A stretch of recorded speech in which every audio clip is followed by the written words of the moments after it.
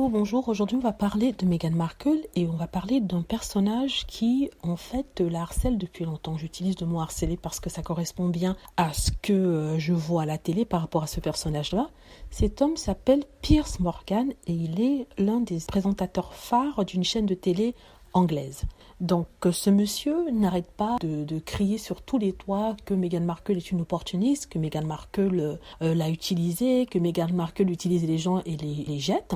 Et de ça depuis le début, bien avant qu'elle épouse le prince Harry. Donc il raconte son histoire selon laquelle il avait contacté Meghan Markle sur sa page Twitter. Il lui avait dit à quel point il aimait la série. En fait, il avait contacté les acteurs de la série Suits. Je crois que c'est avocat professionnel, je ne sais pas comment ça se dit en français ou en France. Et cette série-là, il avait contacté les acteurs. Il leur avait envoyé un message. Meghan Markle, comme une actrice professionnelle, avait répondu en disant qu'elle connaissait Piers Morgan et qu'elle était une fan, entre guillemets, parce qu'elle aimait bien le voir à la télé discuter. Parce que si vous connaissez la personnalité de Piers Morgan, c'est quelqu'un qui aime bien les débats, qui aime bien dominer les débats et qui aime entendre le son de sa voix, avoir raison. Donc elle lui a dit « Ah tiens, je suis une fan de ton œuvre ». Peut-être c'est une façon de dire. Hein. D'habitude, dans les milieux professionnels, on dit toujours qu'on aime tout le monde, qu'on est fan de tout le monde. Donc je crois qu'elle allait dans ce sens-là. Alors, donc, apparemment, il s'est envoyé quelques messages et il lui a dit « Si tu viens à Londres, on pourra prendre un verre ». Ben, pas de problème, quelques mois plus tard, Meghan vient à Londres et elle rencontre Piers Morgan dans un pub pas loin de chez lui.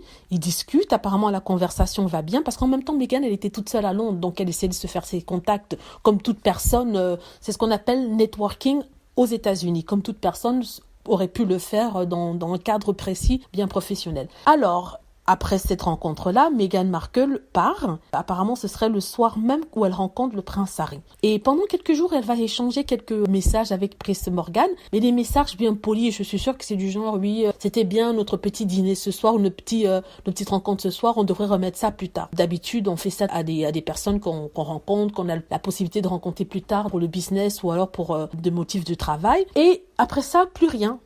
Et il apprend en fait qu'elle vient de rencontrer le prince Harry. Alors là, il devient fou, il commence à l'insulter en pleine télé en disant qu'elle était une opportuniste, une nana qui se sert des gens. Mais sincèrement, après qu'il ait rencontré cette histoire, je me demande comment elle s'est servie de lui. Je vois pas où elle a pu se servir de lui. Il lui a pas permis d'évoluer dans sa carrière d'actrice, il lui a pas permis d'avoir par exemple des contrats, c'était juste un contact comme tant d'autres. Donc lui on veut par rapport à cela, et par rapport à cela il dit que c'est une opportuniste, qu'elle jette tout le monde, son père, sa famille, ses frères, son ex-mari. Et ce qui est stupide parce que son ex-mari, on ne sait pas ce qui s'est passé dans le mariage. Peut-être qu'il a trompé, peut-être ça a marché tout simplement pas. Il faut bien qu'on divorce parce que le divorce est là pour être utilisé. Il faut qu'il serve à quelque chose. Mais bon, ça c'est l'opinion de Piers Morgan. Et là, Piers Morgan devient fou et depuis il n'arrête pas. Moi je dis de la harceler parce que c'est du harcèlement. Et c'est assez étonnant parce que dans cette période de MeToo, si un homme ordinaire, c'est-à-dire pas une célébrité, enfin même une célébrité, autre que Piers Morgan, se permettait de poursuivre comme ça avec une telle véhémence une femme, on aurait dit que c'était du harcèlement moral et du harcèlement, je dis à la limite sexuel. Parce qu'en même temps, Piers Morgan, marié depuis 15 ans une femme, comment se fait-il que tu deviens fou parce qu'une autre femme qui n'est pas la tienne ne te répond pas? Qu'est-ce que tu as à vouloir avoir contact avec une actrice qui n'a rien à voir à ton milieu journalistique, mais tu deviens fou parce qu'elle t'a pas répondu? Moi, je trouve que c'est assez bizarre. Donc vraiment, parce que personne ne dise que ça tombe vraiment dans le harcèlement moral, et pour ne pas dire physique, harcèlement moral, et que ce n'est pas normal qu'un homme puisse comme ça harceler une femme parce qu'elle n'a voulu lui envoyer un texte, n'a pas répondu après un rendez-vous.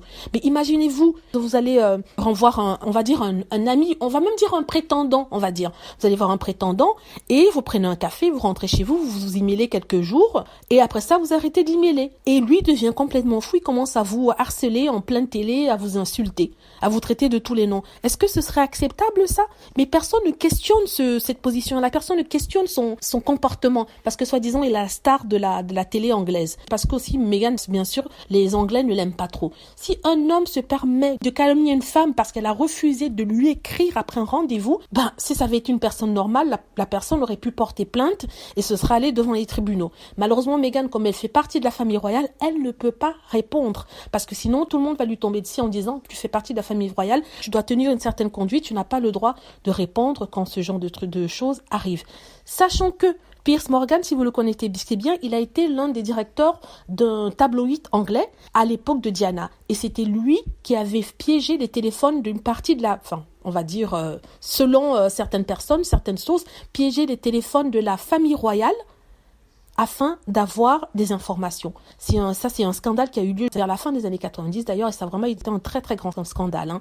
Et pourtant, il est à la télé, pourtant il se permet de critiquer une pauvre femme qui n'a pas voulu de lui, qui n'a pas voulu le rencontrer. Je serais sa femme, je me poserais des questions. Pourquoi tu harcèles une femme parce qu'elle n'a pas voulu répondre à tes messages? Moi, je trouve ça bizarre. Voilà, c'est mon commentaire par rapport à cette situation-là. J'espère que vous pourrez laisser vos commentaires aussi. Vous me dites si j'ai tort ou si j'ai raison, parce que sincèrement, sans parti pris, j'ai bien résumé la situation par rapport à ce qu'il disait en anglais. Donc, n'hésitez pas à laisser des commentaires et je vous répondrai. Et aussi à cliquer sur like si vous avez apprécié. Merci.